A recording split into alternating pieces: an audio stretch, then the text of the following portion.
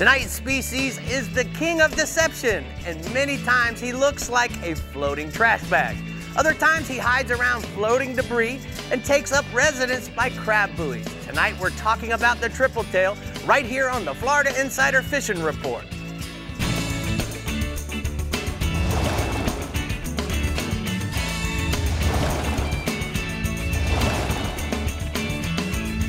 Welcome to the Florida Insider Fishing Report, powered by Harbor Trucks and presented by Yamaha. Hey guys, welcome to the Florida Insider Fishing Report. I'm Sarah Malia, filling in for Brie, alongside the one and only Captain Rick Murphy. And of course, we have to say congratulations to Brie on the birth of her beautiful baby girl, little Mia, right, Rick? You're absolutely right, Sarah. You know, I got to hold baby Mia. They let you hold her? Yeah, and it was so funny because I was sitting in a rocking chair and Brie was standing behind me and I'm like holding her like right mom. here. She was like, didn't know whether to hold the head, didn't know whether to hold the football, didn't know whether to bang me in the head. She didn't know I had experience about holding them babies. And that baby experience. I had two of my own, you know. Well, before we get to our 9 captains, we have to say hi to Dave over at the CCA workbench. What's going on, Dave? You excited for Tripletail or what? Yes, I am. I really love to catch those fish, and hopefully we can tell you a little bit about how to catch them tonight. Well, you seem so excited. I am. I know, you seem thrilled. Well, hold the like enthusiasm in. Jeez. Oh Come on now. Come on. It's one of my favorites, too. Starting us off this week is Captain Pat Deneen in the Yeti Panhandle region. Heard the red snapper and Tripletail have been biting. What can you tell us about that, Pat? I'll tell you what, Dave's like that Tripletail. He looks very passive until you hook him, and then he's a handful. But Tripletail are caught throughout the Panhandle. But if you really want to target them, Apalachicola is the place to go. Inside Apalachicola Bay and along the Gulf side beaches of St. Vincent Island and St. George Island, you're going to find them around channel markers, crab floats, any floating debris, and also you're going to find free floaters, especially along the tide lines. You want to use medium to heavy spinning tackle, a float with 3 to 4 feet, a 30 to 50-pound leader above a circle hook, and you want to bait it with a live shrimp, small menhaden, or really any other type of small bait fish. Cast past the fish or the structure, slowly bring that float back to the fish or the structure, stop it, and then pop it a time or two. Elsewhere in the Panhandle, we find them mainly offshore around floating structure. We fish them the same way. They're going to be on the tide lines or any floating debris. The Panhandle Tripletail can run up to and over 20 pounds, and there's some pretty big ones around. There's a photo of Keith Ellis with a very nice Tripletail he caught fishing with Captain Sean Chalker of Bar Hopping Charters over in Indian Pass. And Sean reports plenty of Tripletail in the Apalachicola area right now. And then staying inshore, the tarpon are showing up in good numbers throughout the Panhandle. In Apalachicola, you want to spend your time in Indian Pass, West Pass, and on the Gulf side beaches of St. Vincent Island. You want to fish around the pogie schools. You want to use live or dead pogies. Look for those pogie schools. Look for those pelicans bombing, and then just float some baits around there. Elsewhere in the Panhandle, the fish are swimming east to west along the second sandbar. In Appalachia, they got dirty water, so you can get away with some fairly heavy leaders. But in the rest of the Panhandle, you want to use 60 to 80-pound leader and a 7 to 8/0 circle hook, and try not to push the fish. Let them come to you. You don't want to get up on top of them. The Panhandle tarpon this time of year can be as small as 50 pounds or well over 100 pounds. And there's a photo of a nice tarpon we caught earlier this week off the beach near Sandestin on a live herring. That's a big one there, Pat. Yeah, nice fish.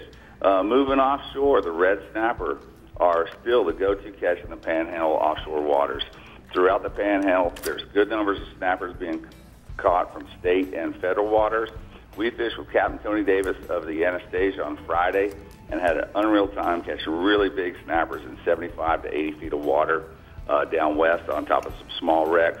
It's always good to fish with a pro, and I've learned a lot every time on the deck of a boat that I don't run.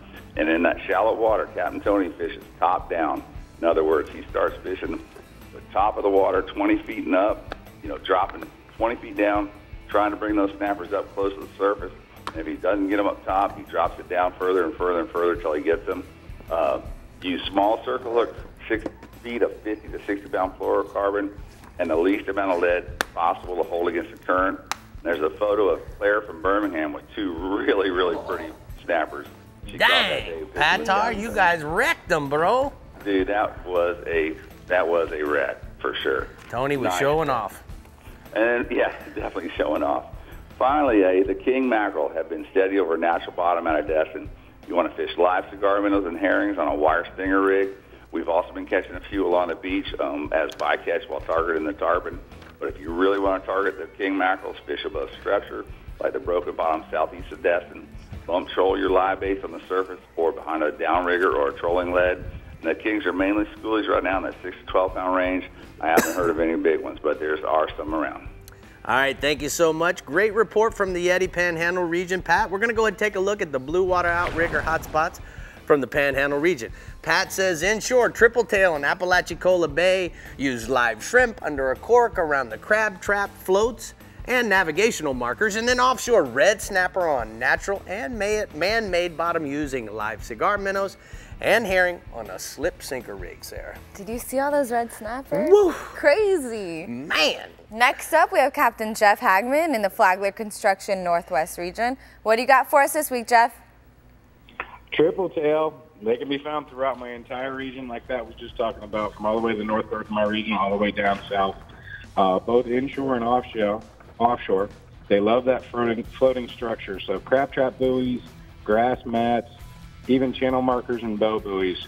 I've even seen them inside 5-gallon buckets floating out there. So any kind of floating structure, keep an eye out.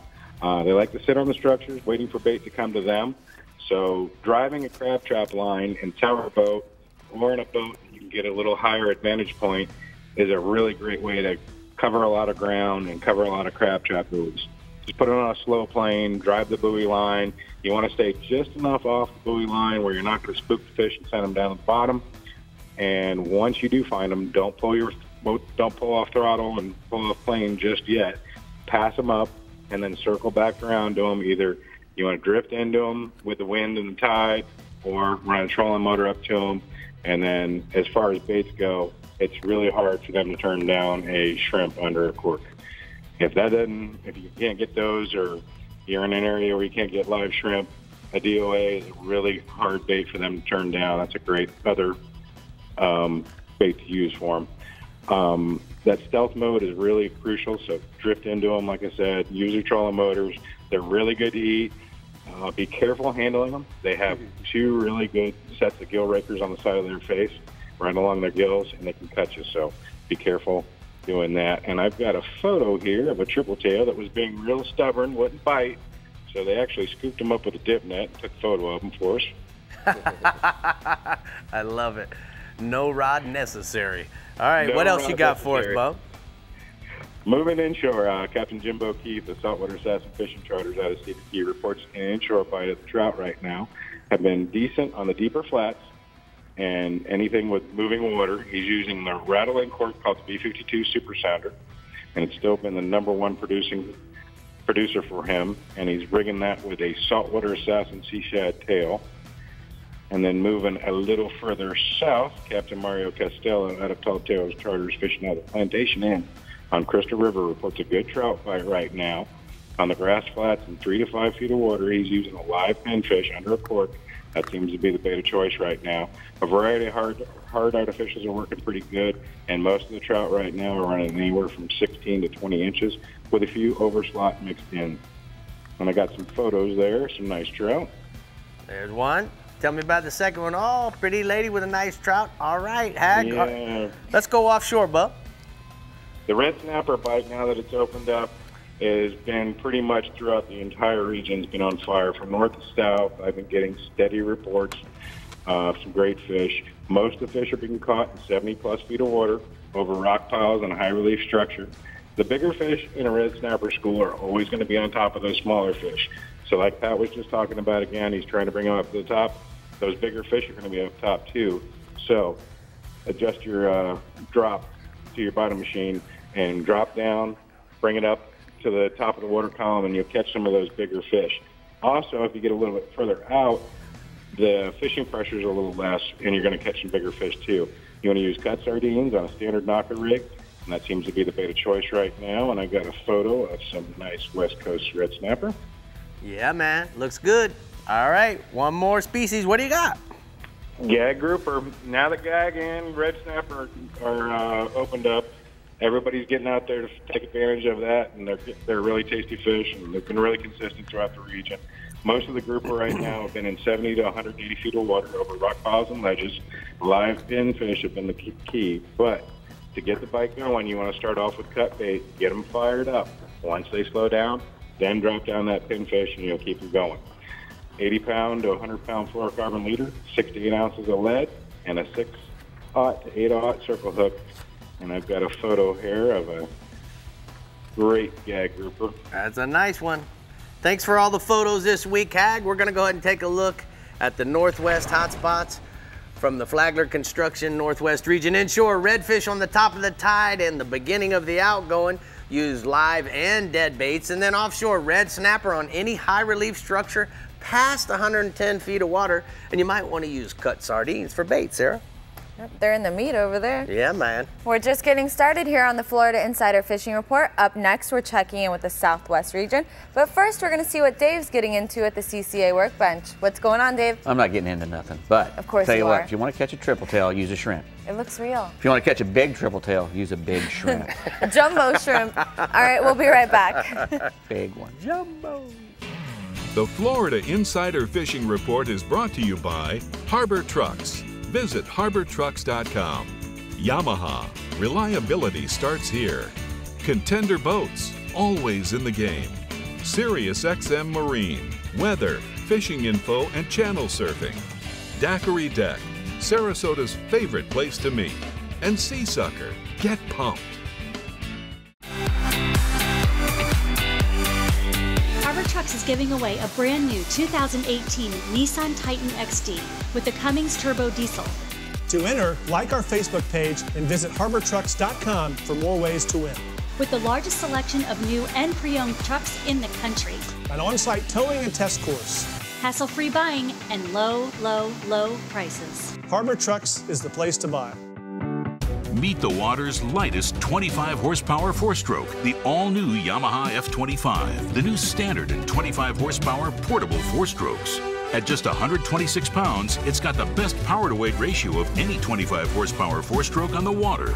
With performance that bests the previous Yamaha F25 and features like Yamaha's VTS for precise trolling speeds, batteryless EFI, built-in resting pads, and carry handles, it's the perfect portable power for small boats.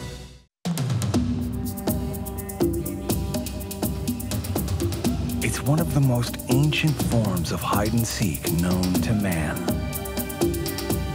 And nobody knows how to play the fishing game better than the backcountry guides and offshore captains of the Florida Keys and Key West. Ready or not, here we come.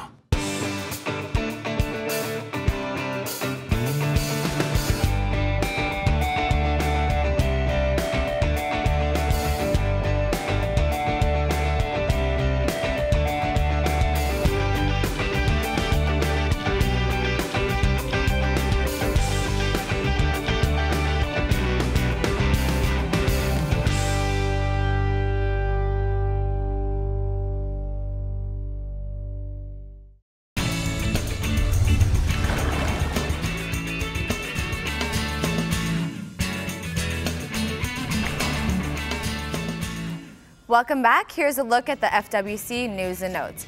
June 23rd, there's a kids fishing clinic in Port Canaveral. June 25th, saltwater fish camp for grades 6th through 8th at Apollo Beach. And June 28th in the Nature Coast Fishing Youth Program in Cedar Key. For more information, visit myfwc.com.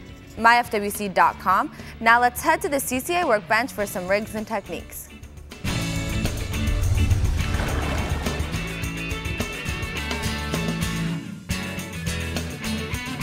Well, Academy Rigs and Techniques, it's that time of the show here at the CCA workbench, Dave. I've often thought about starting a fishing school for kids, but I don't care for kids that much. Anyway, Well, my you kids might want to at take home don't next need to week listen. off, boss. I know. I got to figure out something to do. All right, we're talking about tripletail. And in Florida, you know, we live in a great place to catch them, especially over where I live in Cape Canaveral. There's a fellow over there named Troy Perez, and he just slaughters them. He's got all the world records, and I mean, a lot of the world records and most of the state records here in Florida, and we just catch a lot of them. And what's so great about them is they're fairly easy to catch once you find them. You know, the hardest part about catching a lot of fish is finding them. But these tripletail, just like a lot of pelagic fish, they will associate with floating debris, any kind of wreck that's in, you know, shallow water, chain for a buoy. They like to hang around other stuff. And the reason being is the tripletail makes his living by being something he's not. You know, he wants to be like that trash. He will lay on his side in the water along the surface and try to be the shade for the little fishes, and they'll come to him like he's a piece of sargassum, and when they come to him, he will eat them. And that's another great thing about him. He's very aggressive. You know, he's not afraid of baits coming to him. You know, a lot of times when you reel a bait to a fish, it'll spook them because they're not used to seeing bait fish come to them. Well, a blackfish or a tripletail, he's used to seeing bait coming to him because they're going to try to hide underneath of him, and that's how he makes his living. And that's why they're that color. When they're little babies, they're more orange and yellow. They're more the color of sargasso and stuff like that. And you'll find big schools of them, sometimes 50 to 200 of them, you know, wrapped up in a rope or something. You know, all of them about this size, and just they're really cool looking fish. But when as they get older, they tend to separate. And most of the time, you'll only catch 2 or 3 big ones on a buoy or something, but sometimes on a wreck, they'll pile up on a wreck, especially during the spring or sometimes in the late fall. We think they're spawning. And if you can find a shallow water wreck and you can throw a big live shrimp, a select live shrimp underneath a popping cork, or even on a, you know, just free lining it or with a little split shot. Something about this size would be perfect, don't you think? Yeah, correct. To start off with. And that's a good thing to use for them if you don't have a live shrimp, is a jig, because they're very apt to eat a white bucktail jig. Anything that looks like a little fish and or a little shrimp, they'll eat. And they have a small mouth, but the big ones can eat big things. And they're a 10-pound tripletail can eat a whole ballyhoo. And I know that for a fact because I've been trolling ballyhoo on a weed line and had big tripletail come scooting out on their side, skipping like a dinner plate across the water and pile on a ballyhoo. It's the freakiest thing you've ever seen. I mean, what's that? You know, it looks like a big brim skipping across the surface and plow, it piles onto a ballyhoo. And you can catch them. Crappie. The biggest one I ever caught, in fact, was on a ballyhoo. We were coming in from a long day offshore, and we always usually, if we see a big patch of sargasso, we'll slow down and see if there's anything on it, a dolphin or something. And as we pulled up to this one, I could see a big fish, you know, going back and forth underneath of it. And I just instinctively threw the ballyhoo in the water, and the ballyhoo's sinking down, and that big fish turned over and followed it down. And at first I thought it was a Nassau grouper, but it was just like a 15-pound tripletail. And he ended up eating that ballyhoo. We were in like 60 feet of water, and he ate that thing on the way down, and we caught him and had a great end of the day. So they jump a lot, big ones when you hook yes, them. they do. They you know, sometimes I've caught plenty where they didn't jump, but sometimes they will. They'll jump all over the place. And you know, you got to be really careful because you're catching them around structure. And if it's a big one, you got to get them out of that structure fast. They're notorious for diving into the chain of the buoy that they're on, or diving into the wreck that they're on. You know, they're really good at getting off. And a lot of times you have to use, you know, you have to keep getting lighter and lighter to get a bite out of them. You know, it's a dichotomy. You know, sometimes they can be very aggressive and they'll bite anything you throw in there, and other times you got to watch what size leader you use or you won't get a bite. And they're very wary about the presentation sometimes as well, especially if they're hanging around a buoy or something like Patty Boy was saying. You want to drift down to them.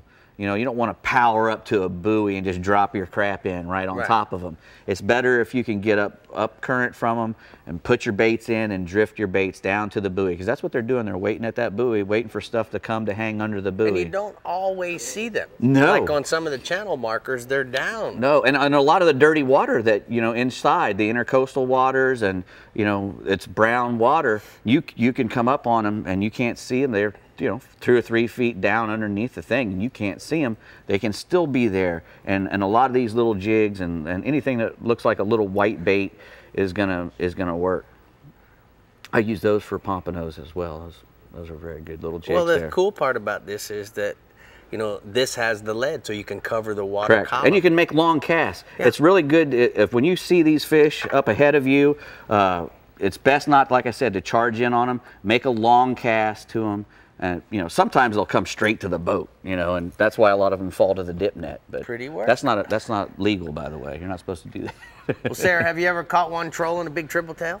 Yeah, like on the weed line. Yeah. Yep. Tripletail are so much fun, and they're good to eat. Yes, they are good to eat. Next, we're checking in with Captain Ron Houston in the Bell's Southwest region. What's going on, Ronnie? Well, Sarah and Rick, like always, it's a pleasure representing Bell's Southwest region. You know, the tripletail can be caught both inshore and offshore throughout the region. Now, one of the main things you want to target is structure.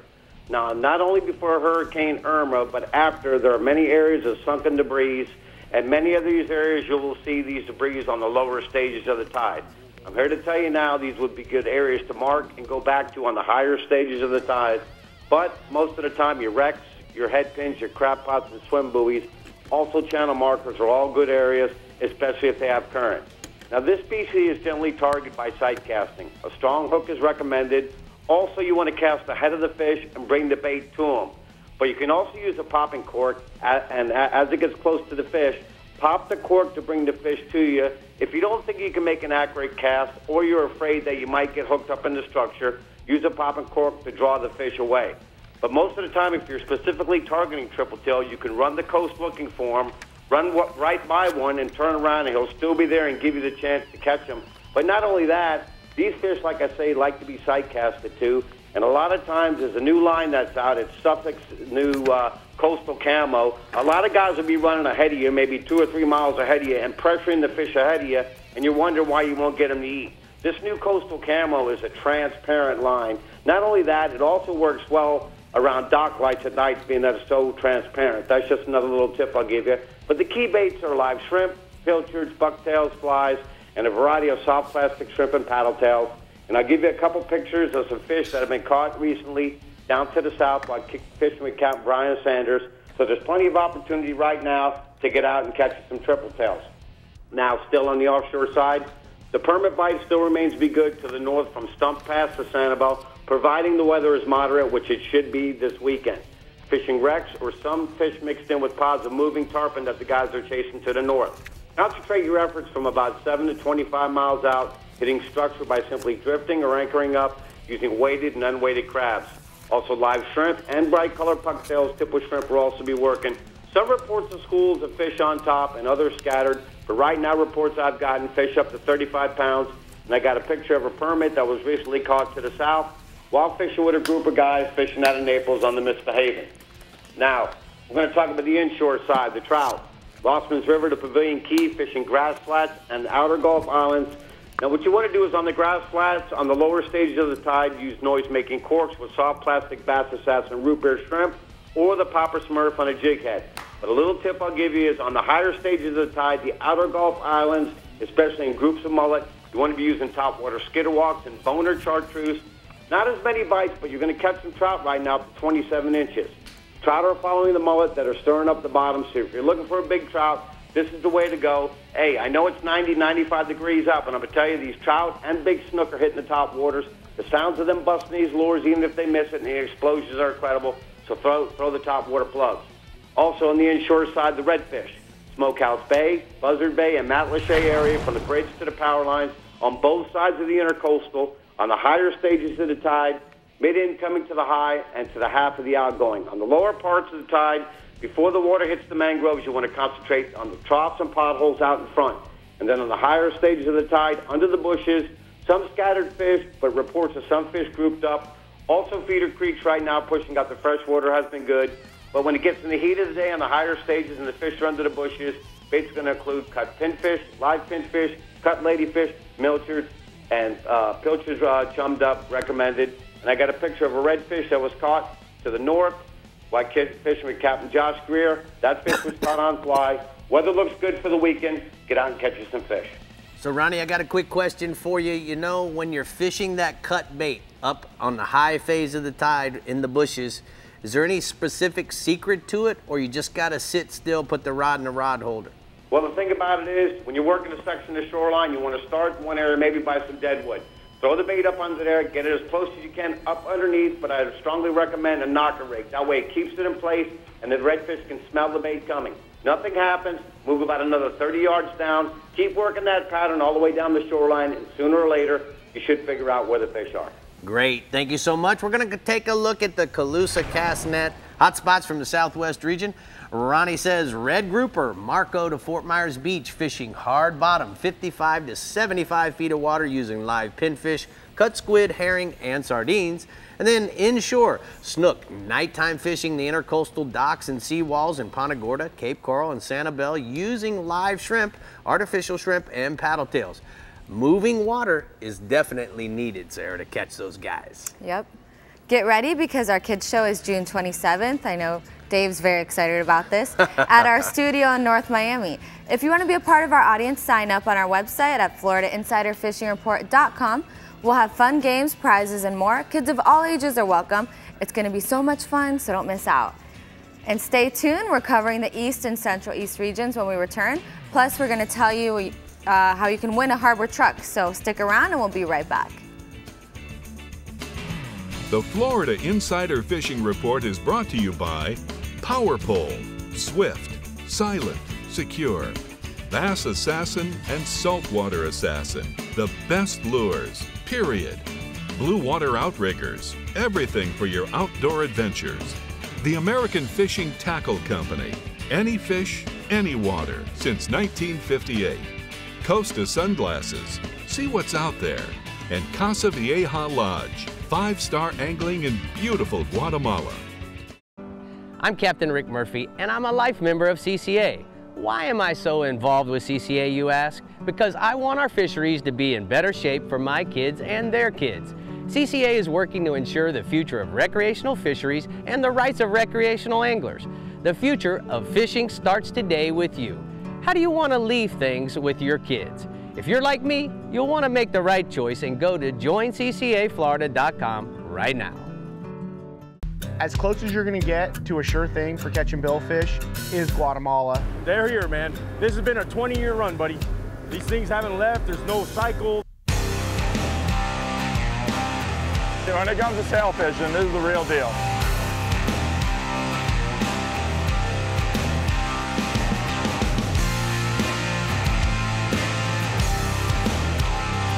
The amount of sailfish here is ridiculous. As a top Nissan Titan dealer in Florida, Harbor Trucks is excited to offer your business a new 2018 Nissan Titan, starting at only $25,999. No gimmicks, $25,999. Our ridiculous volume allows us to offer this one-time deal that includes America's best 5-year, 100,000-mile bumper-to-bumper warranty, hassle-free buying, and low, low, low prices. Contact our commercial specialists now at HarborTrucks.com.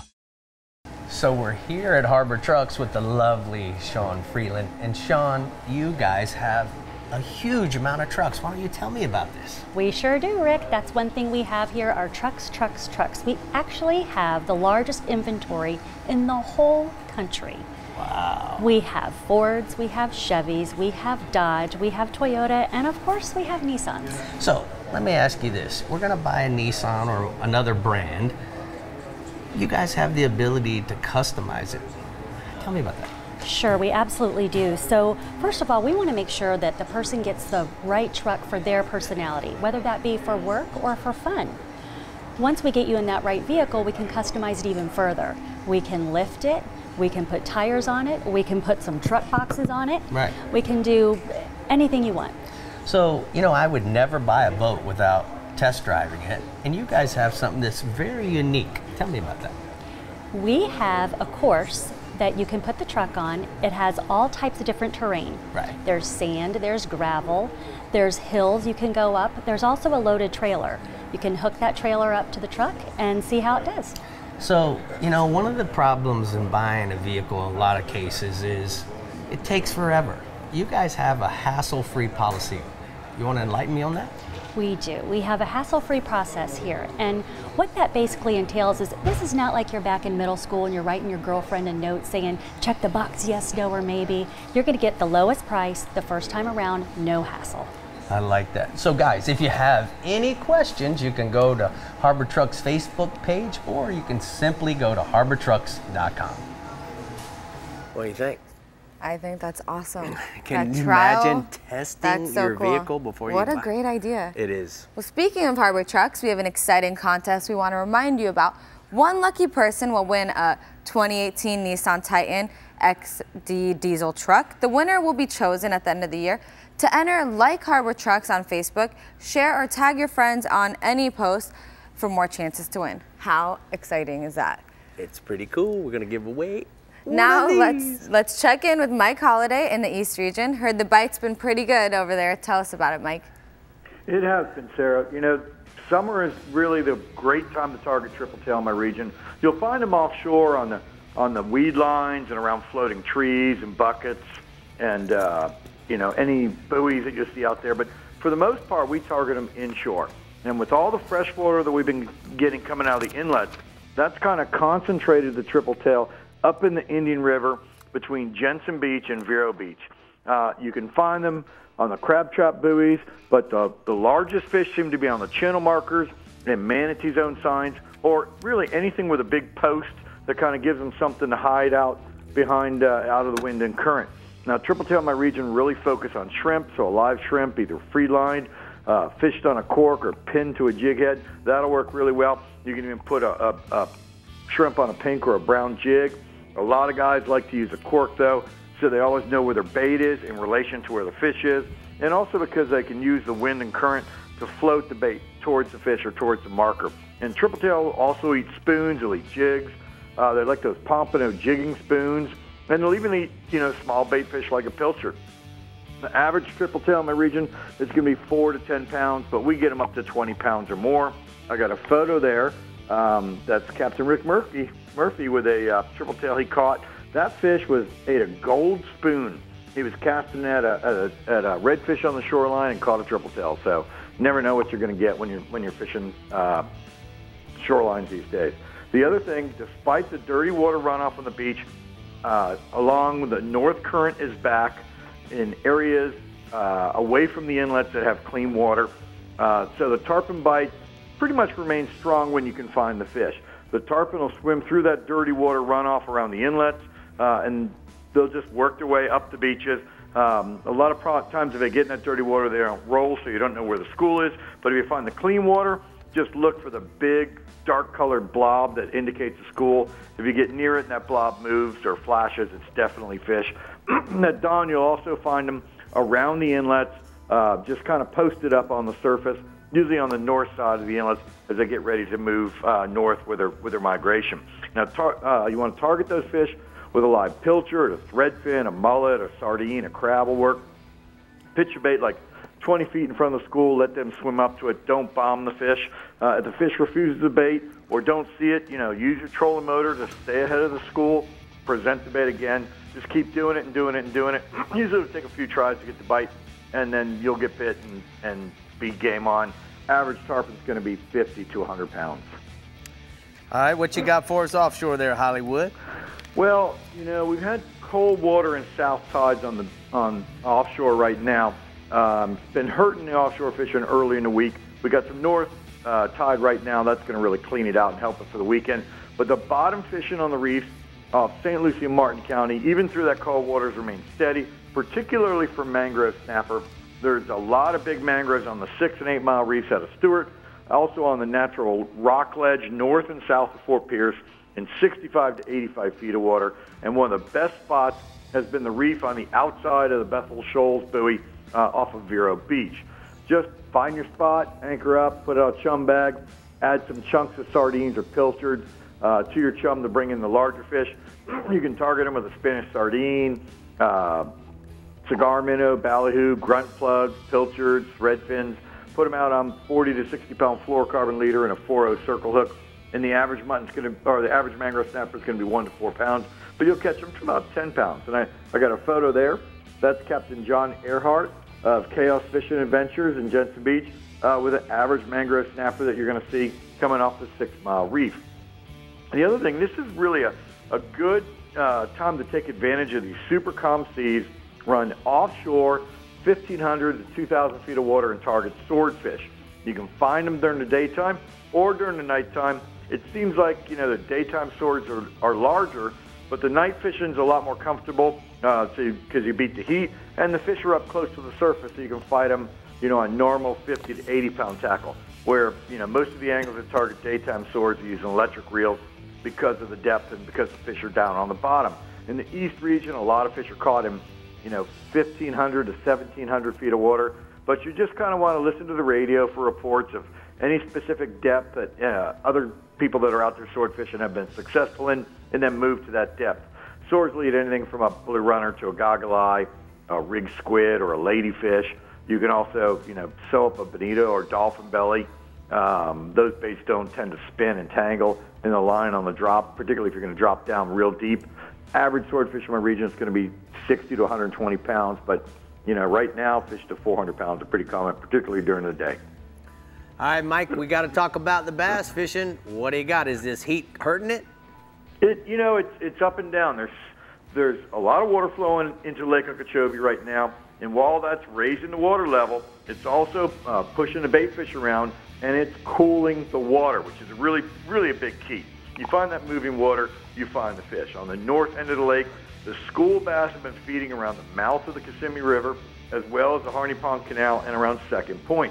You want to be on the water at dawn, and I mean the second you have any light that you can get out there, throw a logger toad or a skitter walk around the Kissimmee grass beds, or like a black and silver lipless crankbait in the boat channels. There's also a good schoolfish bite on the edge of the Clewiston Channel where the water is flowing around those cuts in the rocks. If the big fish are what you're after, I was talking to Captain Mike Shellen of OkeechobeeBassFishing.com. He's saying he's catching plenty of 3 to 5 pound fish, working the outside edges of the grass with live shiners, or flipping the buggy whips with June bug colored creature baits. The average morning right now for him is 30 to 40 bass, and he's out the water before 10 a.m. to beat the heat. You were just talking about that. Shellen also said there's been a great evening bass bite, particularly after the storms come through, cool down the air and water temperatures. So be on the water early, be on the water late, beat the heat, catch some bass on Okeechobee right now. All right, thank you so much, Mike. We're going to go ahead and take a look at the Atlas Jack Plate hotspots from the East region. Mike says inshore, big schools of 20 to 30 pound jack crevalles on the beach from Stewart to Fort Pierce. Target them with fly, poppers, topwater plugs, and live bait. And then offshore, scattered sailfish, dolphin, blackfin tunas, and 150 to 300 feet of water off of Palm Beach. Live sardines, Spanish sardines specifically, and then goggle eyes and pilchards. The guy with the tripletail seemed awfully familiar. Yeah. Keeping our rods bent in the Bell Central East region is Captain Jim Ross. What's going on, Jim?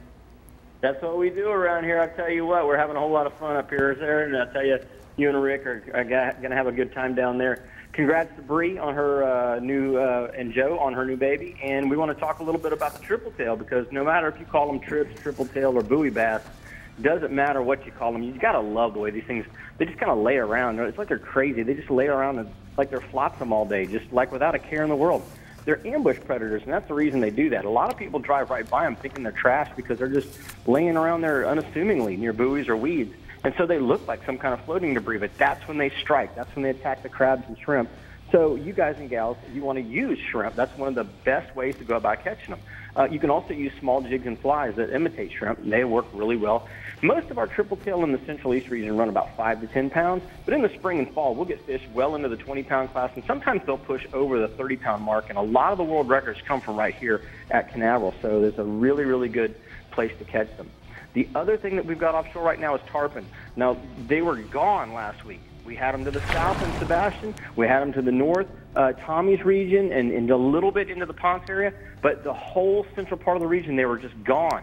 This week, they've moved back in. We've got a new flush of bait that's come back in. But Captain Mike Mann was catching them really good over the past couple of days up at Ponce Inlet. He says, get behind the shrimp boats, get some of that shrimp boat chum, put it out there, and just let it float. The fish are going to come up to it and eat it because it's floating like it's dead in that chum line, that cull line that the shrimpers are putting out.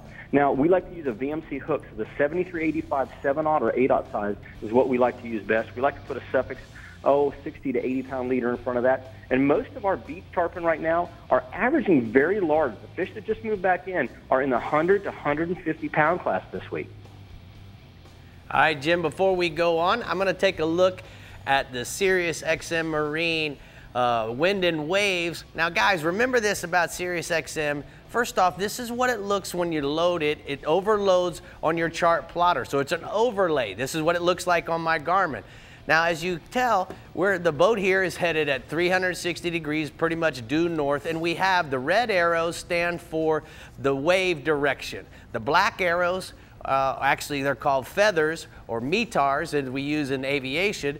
They're actually the same direction the wind's blowing out of the southeast. Now, each one of these METARs has a little line on it. And if you go to the next map, what you're going to see is we're going to see a category so where we can actually see what kind of small little line is 5 knots. A long line would be 10 knots. If you have both lines, you potentially could be at 15 knots. As you can tell, we also have now green shades and blue shades. Those are wave heights. So it's really simple to understand what's going on. Now, if I go over here and I click on the Now button, what'll end up happening is I can get my forecast for the next day. So looking at this last map, you'll see that we get also wind direction changes. We got a prediction or the forecast 36 hours out. Remember, this is the wave heights and colors on a graph as well as the different wind. You can see here that the wind is switched. We have the wind and the waves going in the same direction. We got 15 miles an hour or 15 knots worth of wind, and the wave direction's going with that, with wave heights being 4 feet and in some cases 3 feet, and as we get down here even a little less. So keep that in mind, and if you guys will have any information, want to know more about Sirius XM Marine, you can simply go to SiriusXMMarine.com/FIFR to get any of that stuff. Remember, you don't need cell service. Also, you can have range out to 200 miles and get this great service. So go ahead and check it out. All right, where are we going next there, Jim? We're going back inshore, Rick, and the black drum this week have started to turn back on. The Banana River and the Indian River lagoons both, on the calm mornings, you can look for pods of fish schooling around on the flat. Most of these fish are in about 15 to 20 inches of water, so they're really easy to see, and they stand out. Even though they're fishing or they're swimming around the mullet pods, they stand out from the mullet because they make such big wakes compared to the mullet that you can easily identify that they're obviously not mullet, and you can make a cast to them. We're throwing shrimp at them on the flats. When they drop off the edges, shrimp is still working. We're also using some cut crab and around some of the causeways, some of the spoil islands that have bars on them with shell and rock. A lot of those areas are also holding black drum, and you can catch those fish there as well. And our last species that we're going to talk about tonight is the speckled trout. And we've had a really tough time with speckled trout throughout this part of the region. We've had a lot of bad water quality, as many regions of Florida have had, unfortunately, and it's really caused some habitat destruction. But the speckled trout have started to move back in this week, and they're getting ready to spawn, so there's some really big fish out there. If you get a chance to, go ahead and release them. But there's also some wonderful places like up in the Ponce Inlet area where you've got undercut mangroves and oyster bars and lighted docks. And you can find some of those bigger trout up there this week. Most of the time, they're going to hit a croaker or a pigfish or a pilchard. Those bigger fish are. Smaller fish will chase down a finger mullet or a shrimp. And, of course, we like to throw saltwater assassins at them because they do eat assassins. Right now, the average trout up in the Ponce Inlet area and down through to Titusville is running about 3 pounds, but some of those fish are running 5 to 8 pounds. And I've got a photo here of Amber Wilson and Mike Davis of 2 nice trout that they caught, courtesy of Salty Dog Outfitters. And Salty Dog Outfitters is right there at Ponce Inlet. You can grab your bait, and then you can sneak back into some of those creeks we talked about in behind Ponce Inlet to catch some of those big trout this week. One last thing before we go, Rick.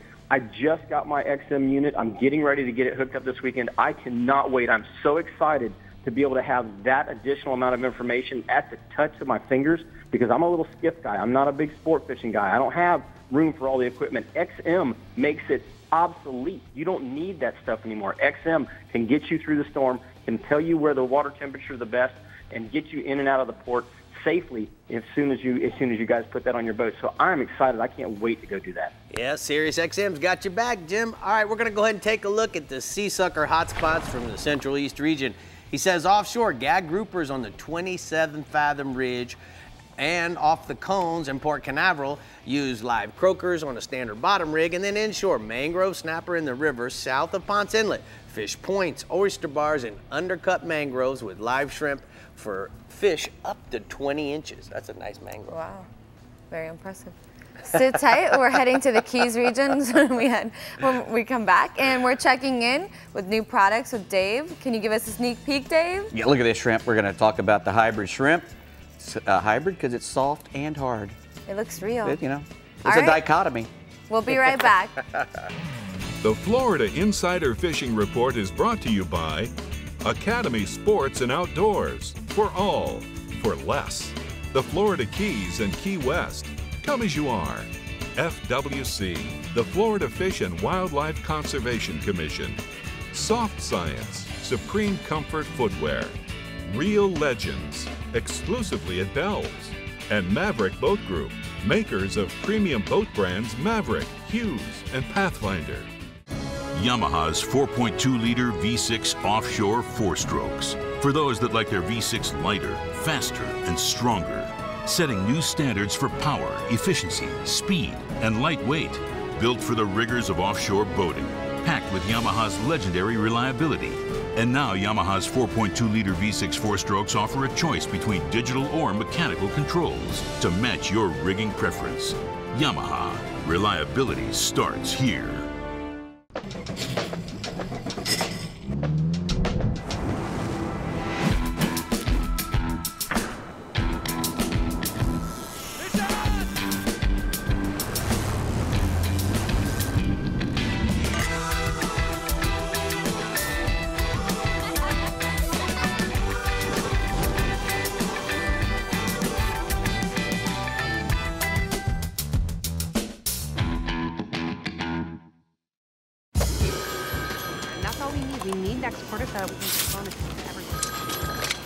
Yeah?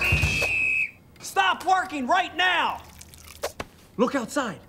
Is this spreadsheet weather? No, it's not. This is fishing weather. So stop clicking, get out there, and catch a bass.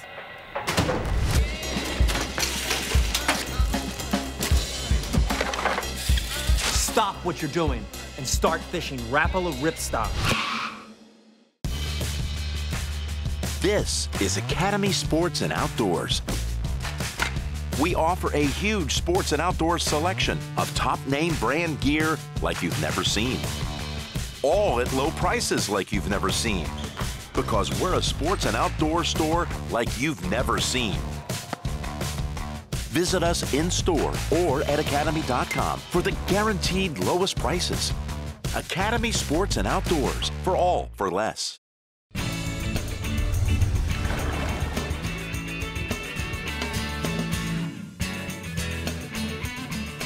Well, we're here at the CCA workbench, and you know, Dave, we got to talk about some new products. Yes, we're going to talk about the AFTCO Bionic short sleeve shirt. You know, I've had these some of their tech shirts on here before. Everybody knows I really love them because they don't wrinkle, and I'm a really wrinkly person usually, but these are really cool. This is the Bionic short sleeve tech shirt. It's 100% polyester. It's got a yarn dye woven. I'm not real sure what that means, but it's very, very soft. It's got a built-in vertical venting on the back, which is, you know, very nice to keep you cool. It's got the Aflite ultralight fabric. You can tell by feeling it. It's very, very light. It's got the Aflex two-way stretch and the AFGuard stain release, so you can actually fish in this shirt and don't have to worry about getting blood on it.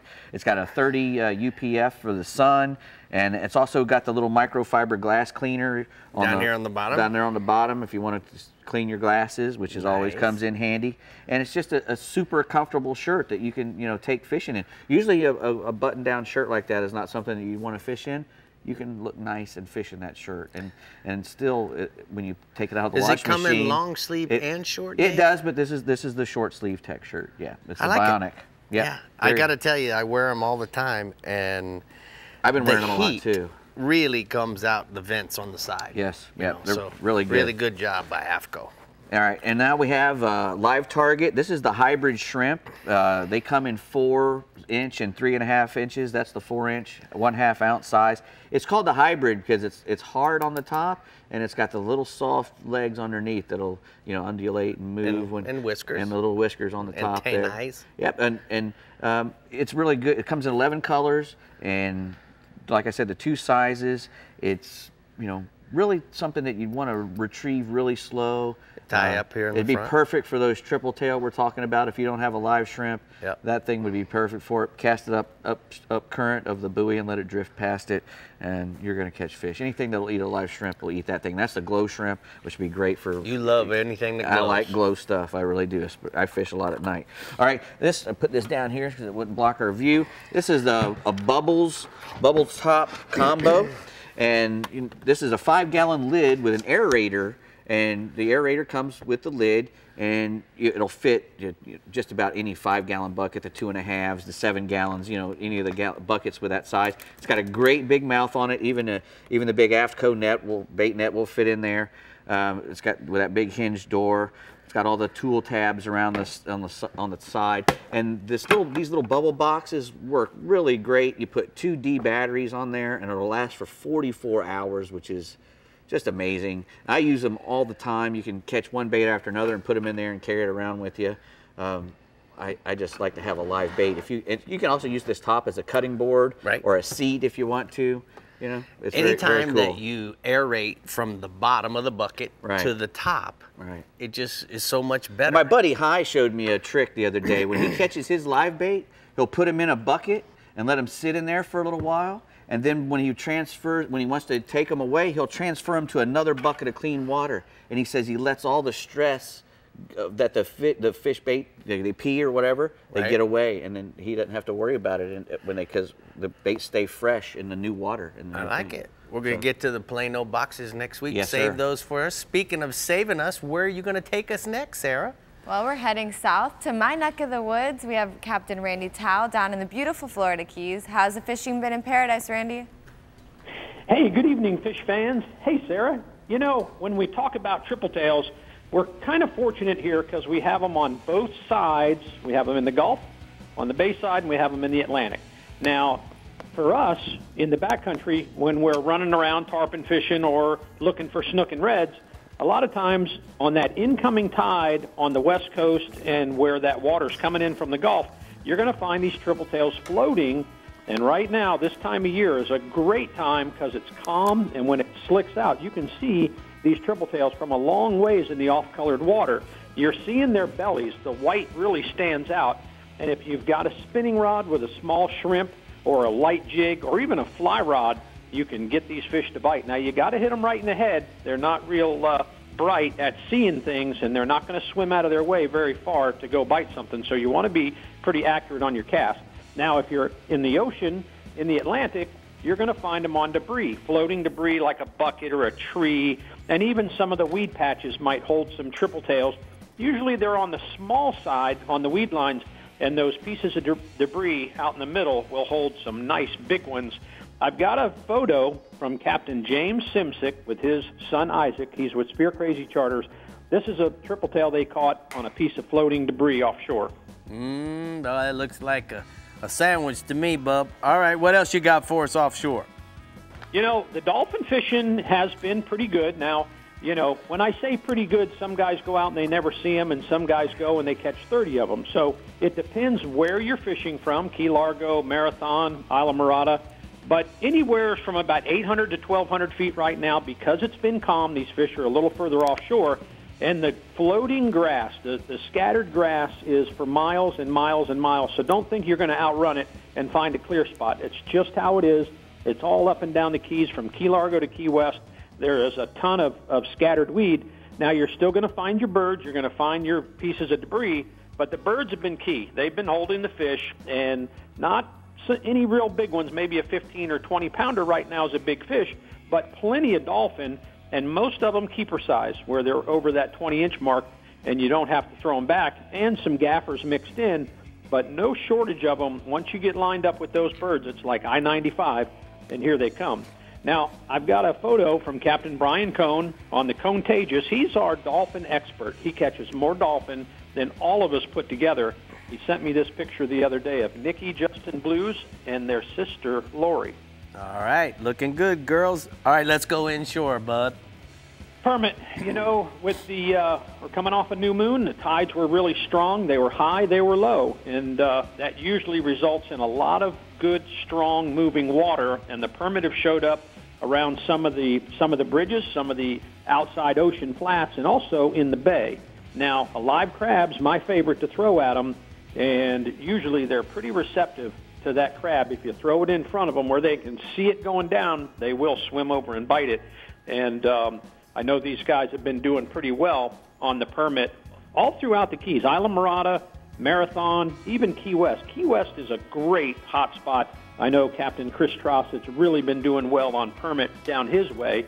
And I've got a photo from Captain Donnie Benbow, a young up-and-coming guide out of the Lorelei with a big permit he caught the other day. Man, that is a nice one. One last species. Where are we going, Bub?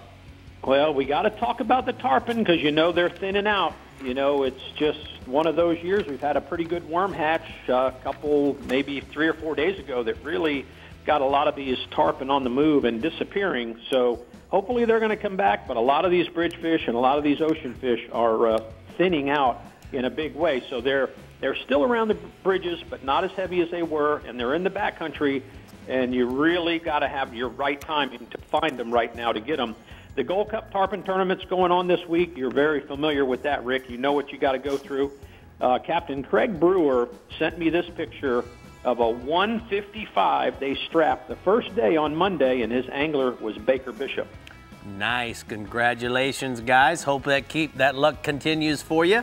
We're going to go ahead and take a look at the hot spots from the Florida Keys.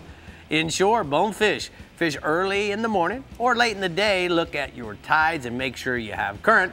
And then offshore, dolphin, looking in 800 to 1,200 feet of water for the birds. Heavy scattered weeds are making trolling a little bit difficult.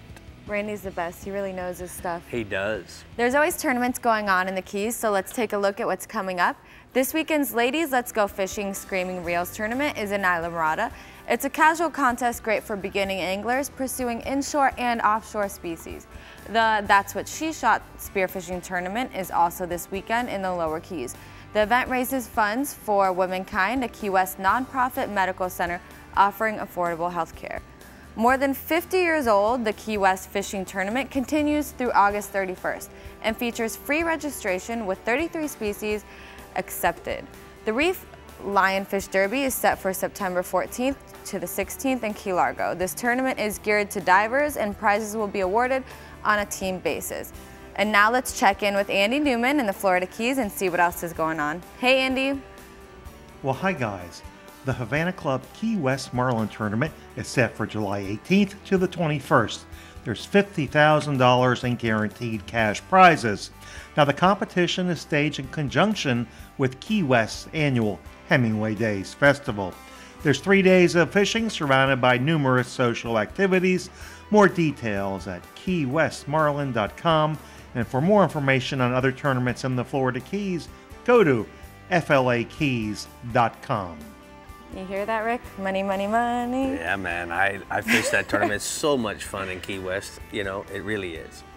We've got our Central West and Central East regions coming up, so stay hooked. And remember, if you want to keep up with everything fishing in Florida, visit our website, like us on Facebook, follow us on Twitter, watch us on YouTube, and view and tag us on Instagram. And we'll be right back. The Florida Insider Fishing Report is brought to you by Rapala. Catch the latest at Rapala.com. Startron cures and prevents ethanol fuel problems. Yeti, built for the wild. CCA Florida, the voice of recreational anglers for over 30 years. Strike Zone Fishing, your fish hunt paddle store. And Guy Harvey, marine wildlife artist and conservationist.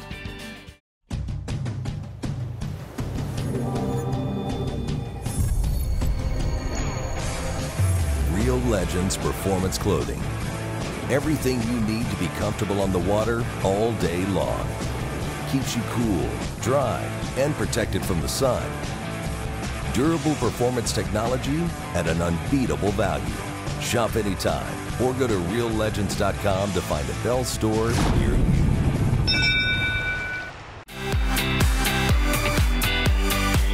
Harbor Trucks is giving away a brand new 2018 Nissan Titan XD with the Cummins Turbo Diesel. To enter, like our Facebook page and visit harbortrucks.com for more ways to win.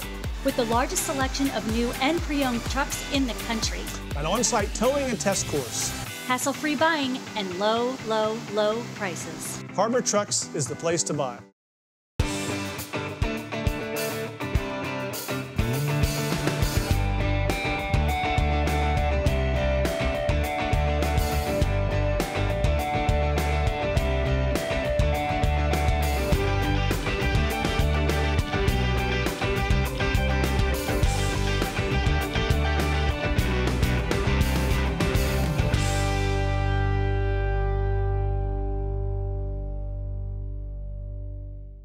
Flagler Construction Equipment is your certified Volvo equipment dealer, servicing 55 counties in Florida. With Volvo, you get brute strength combined with bulletproof durability. That means low downtime and optimal production. Flagler Construction Equipment is the partner for all your Volvo sales, service, and rental needs, and your first and last stop for legendary customer service and support. Push boundaries with Volvo. Get to know Flagler Construction Equipment by stopping by one of our 6 locations, or visit us on the web at www.flaglerce.com. Keeping us up to date in the StarTron Central West region is Captain Jeff Page. From tarpon to tripletail, he's got us covered. What's going on, Jeff? Hey, Miss Sarah. You know what, Rick, Dave, Sarah, the tripletail fishing in the StarTron Central West region is very predictable. You know, we catch them year-round, but the best time to catch them in our region is about November 15th, when the stone crab traps, they actually put the traps in on the 5th, but they have to let them soak for 10 days before they're allowed to pull them. So anytime early November on, once those stone crab traps are in the water, they cover up the Gulf, and you pretty much can bank on finding the tripletails in as close as a half mile out to 3 or 4 miles. And what we like to do, Rick, is we'll pick a line and just run it, say 300, 400, 500 traps, which can be a mile, 2 miles. We don't see any on that line, maybe bump out a little bit and run that other line back to the south.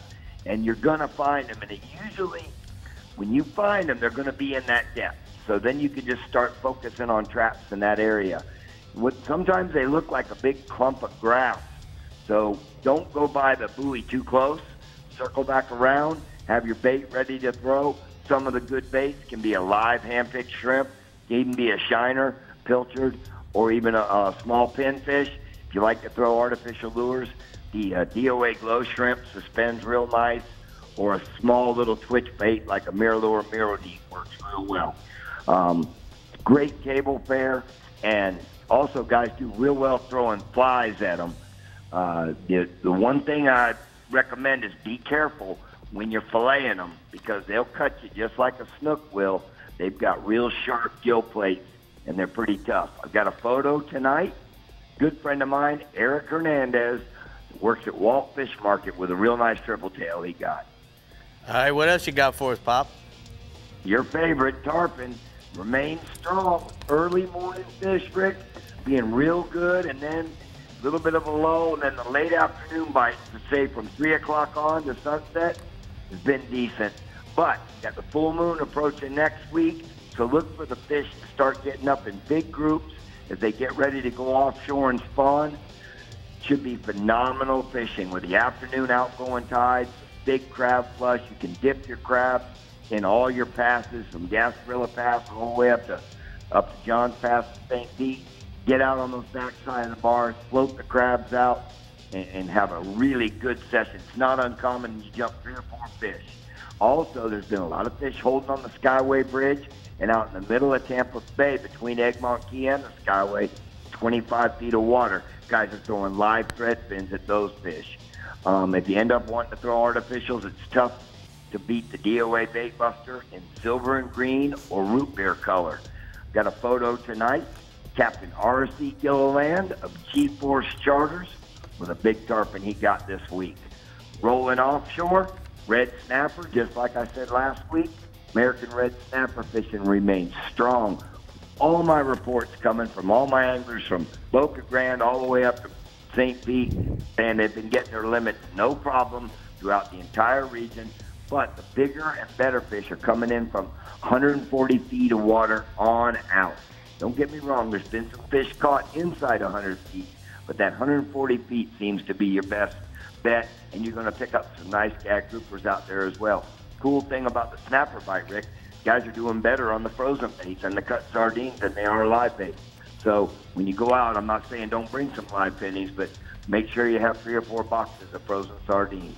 Got an awesome photo tonight of young Matthew Ryan with a beautiful red snapper he got with his stepdad. All right, tell me about the cobias, bub. Your friend and mine, the big brown bomber. Now, everybody's been reporting that they're picking up these cobias while they're grouper and snapper fishing, and not as far out. Can be in as close as 45 feet out to 100 feet. Most of your artificial wrecks, reefs, and even big hard bottom areas, mark them on your machine.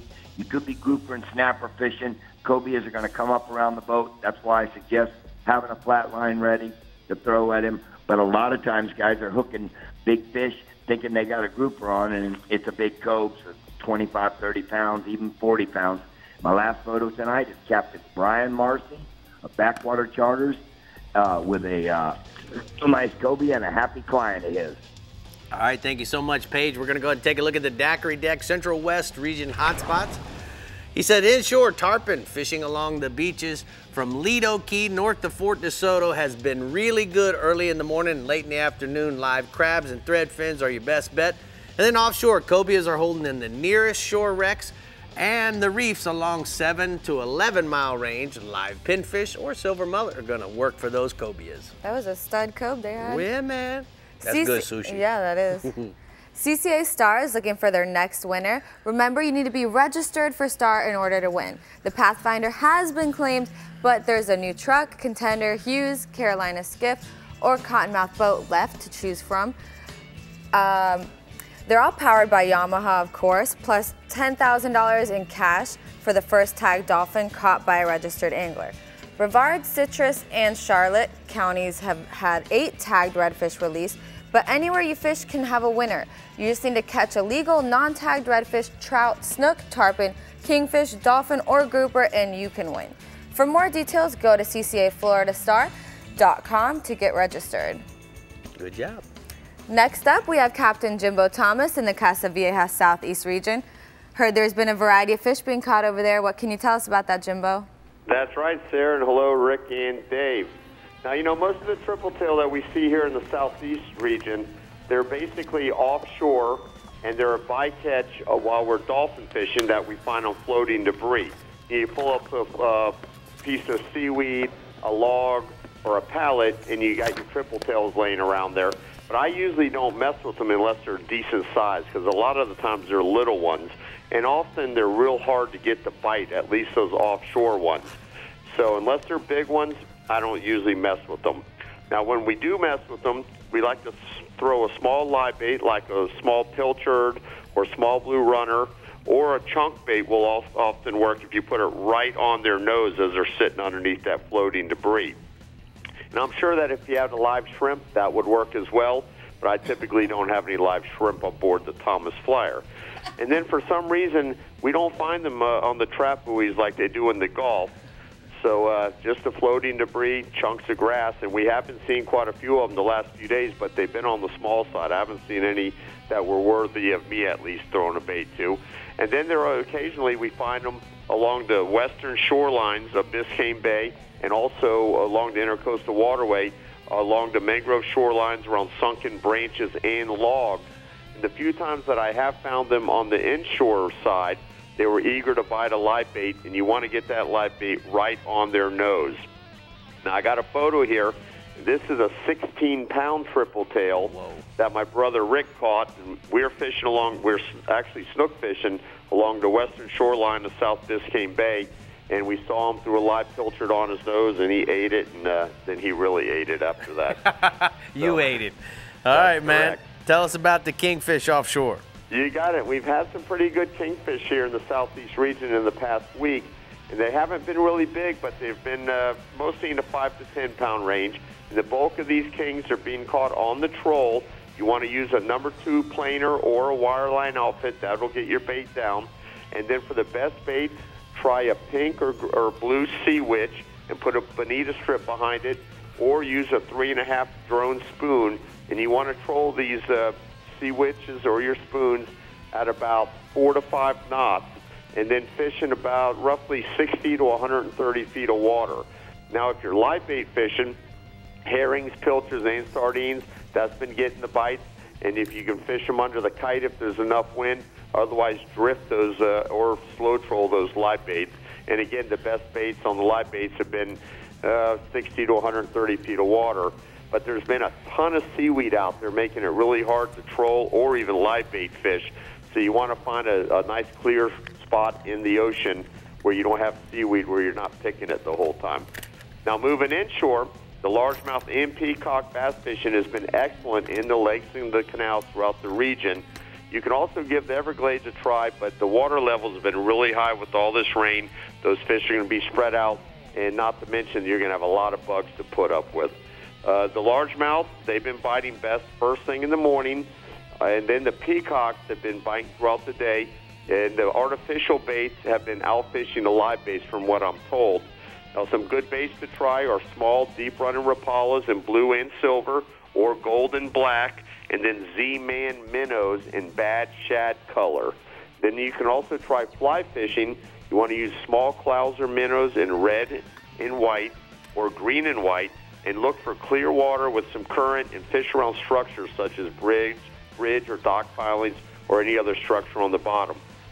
And then we got some great bone fishing and permit fishing here in South Biscayne Bay. Captain Joe Gonzalez, he reports that the best bite for these bonefish has been early in the morning. You want to get out there before the water gets too warm, or fish right after a rain shower. That'll cool down the water on those flats. And then the permit, they've been active throughout the day, and they don't seem to mind that warm water as much as those bonefish. Now, you want to fish the inside or outside flats.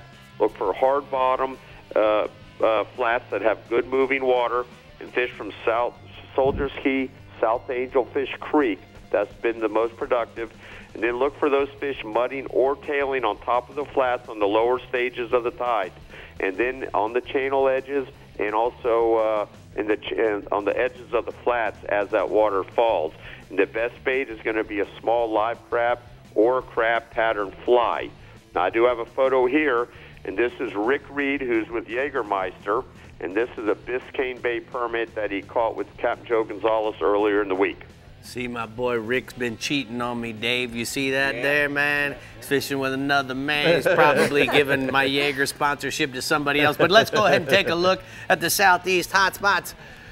He says we're going to go ahead and go inshore, work surface baits in your local lake or canals early in the morning for largemouth and peacock bass, and then offshore, look for a mixed bag of kingfish, sailfish, and possibly blackfin tuna fishing live herring and pilchards along the edge of the Gulf Stream, Sarah. Can't believe he's cheating on you. I believe it. One Rick cheating on another Rick. The audacity. So let me tell you something, Sarah. You know, we talked a little bit about the Key West Marlin Tournament is set for July 18th through the 21st in Key West, and there's over $50,000 in cash and prizes. So test your skills for blue marlin, white marlin, or spearfish at the Woods Wall. There's also other fun fish categories, which includes dolphin, wahoos, tunas, and for more information, go to keywestmarlin.com. That sounds like a fun tournament. It is. You and your man should go fishing sometime. Ooh. Let's do it. Is that a challenge? Yeah. We're you don't checking want none in. of this. Oh, okay. You really don't want I none don't of this. I promise. We're checking in with the Northeast region next, so stick around and we'll be right back. The Florida Insider Fishing Report is brought to you by Harbor Trucks. Visit harbortrucks.com. Yamaha. Reliability starts here. Suffix. Always use the best line. The IGFA. Fish for the future.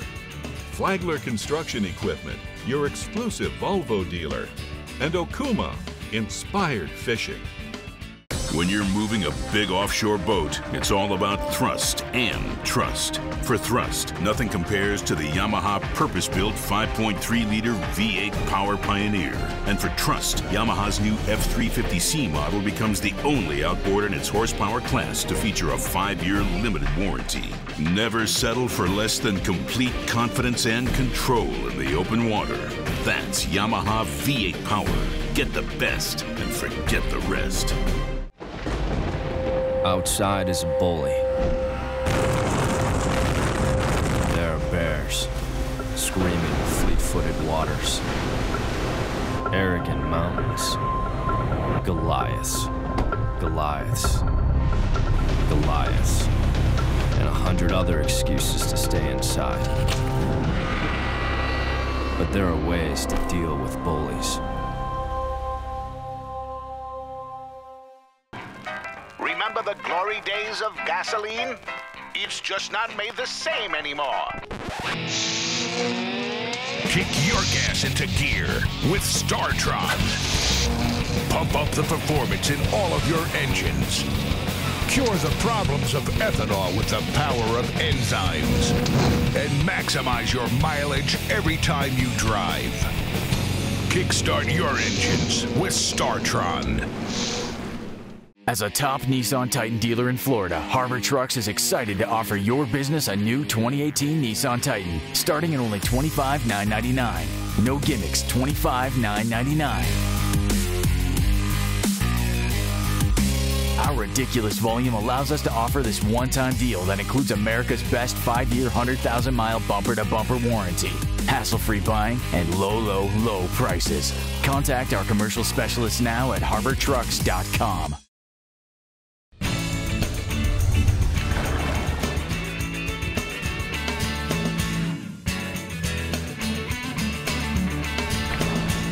Today's Power Pole tip of the week is about, does the power pole add a lot of weight to the transom of the boat?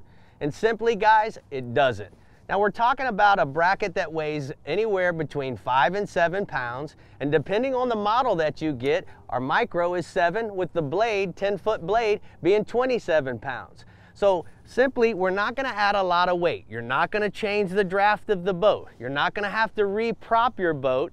And more importantly, the pumps have been mounted in the floor so that they're out of the way and not on the transom. So many times when we add weight to the boat, it affects the performance, and that's not gonna happen by adding 2 power poles.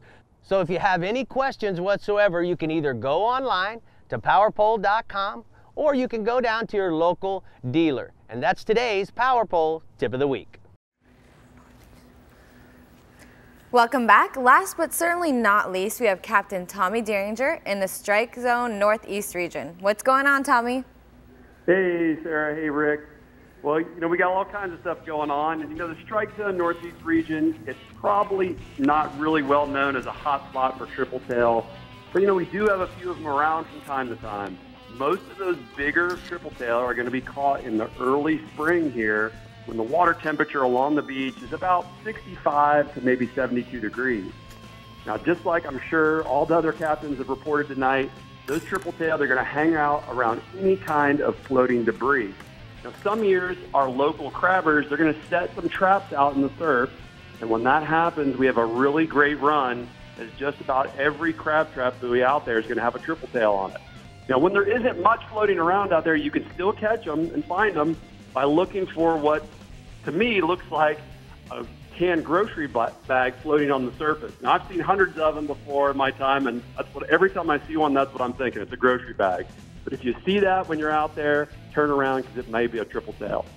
Now, you can also catch tripletail in the ICW by targeting, again, crab trap buoys, dock pilings, channel markers, and just about any kind of high relief structure. We've actually caught quite a few tripletail over the years as bycatch when we're fishing for redfish while we're using popping corks and fishing along the grass lines on the higher tide. Now, in recent years, we've had some periods of time during July and August when we get a thermocline right along the beach. And if that happens and the water temperature goes down a little bit, that's probably going to be a good time to get out there along the beach and look for some tripletail.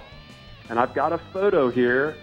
This is Captain Colin Phillips with a nice tripletail that he sight fished just off the beach up in Jacksonville during the spring.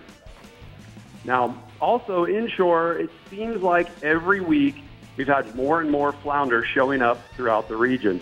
I spoke with James Farlow from Salty Dog Outfitters at Highbridge down in Flagler Beach.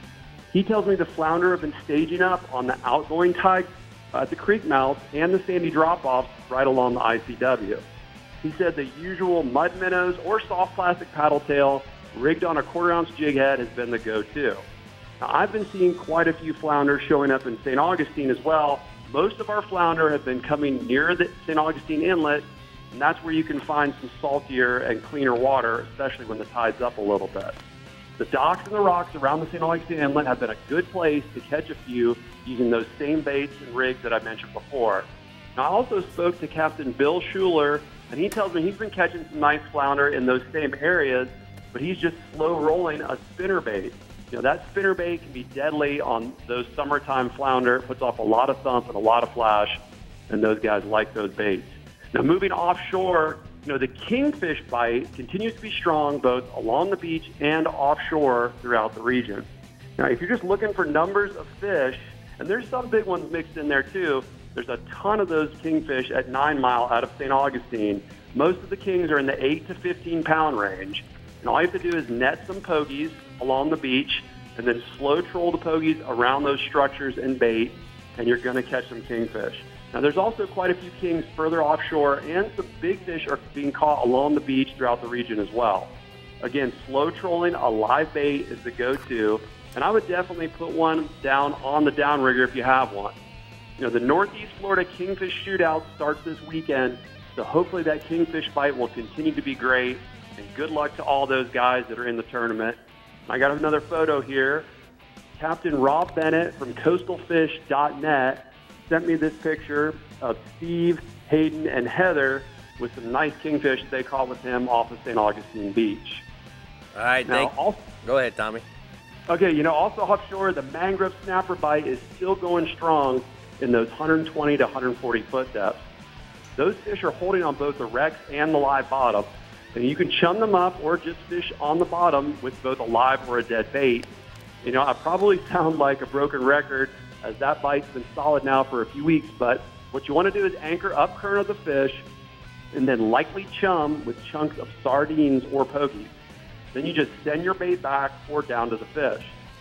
I would use a lighter than normal fluorocarbon leader in the 25 to 40 pound range, and maybe a little smaller 3 to 4/0 BMC circle hook. And I've got one last photo. These are my best buddies, Captain Gibby from theangryseas.com and Austin Jones with a couple of big old mangoes they caught offshore this past week. And Rick, I know you're coming up to fish with Gib this weekend, so I'm hoping you guys get on a couple of those big old mangoes. You know me, I like that snapper. All right, Bubba, I'm going to go ahead and take a look at the inshore hotspots from the Strike Zone Northeast region. Flounder near all the area inlets on the higher stage of the tide. Fish clean water around the rocks and docks with mud minnows on a jig head or a fish finder rig, and then offshore kingfish throughout the region. The bigger fish are along the beach, and the number of smaller fish are on the near shore live bottom and wrecks. All right, and we'll be right back. Harbor Trucks is giving away a brand new 2018 Nissan Titan XD with the Cummins Turbo Diesel. To enter, like our Facebook page and visit harbortrucks.com for more ways to win. With the largest selection of new and pre-owned trucks in the country. An on-site towing and test course. Hassle-free buying and low, low, low prices. Harbor Trucks is the place to buy.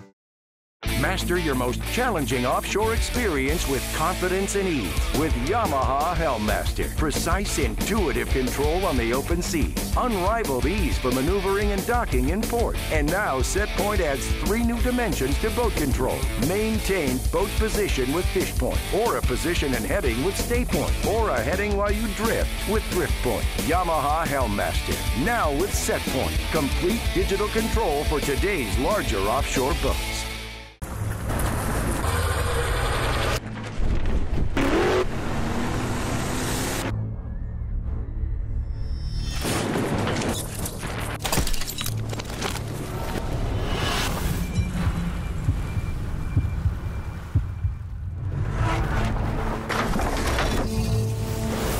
When you're paid to put fish in the boat, you don't mess around with the thing that puts fish in the boat.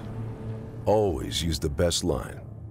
Thanks for tuning in to the Florida Insider Fishing Report. Be sure to like us on Facebook and follow us on Twitter and Instagram to keep up with our captains, contests, and appearances. You never have to miss a show. You can find full episodes, special segments, and updated fishing reports from your region right on our homepage. Just head to FloridaInsiderFishingReport.com for everything you need to know to stay hooked up. Make sure to tune in next week because it's our annual kids show. Woohoo! Woo! How exciting. Oh boy. You guys are so excited. Bring me your children. So what do you think? You did a good job? Yes, you did. Yeah, man. We're going to do this? Yep. Do the handshake. Oh boy. That's easy. Excited for the kids show, I'm not going to do that because I can't. Thanks, guys, for tuning in. We'll see you next week. Yes. Come and see us. Bye.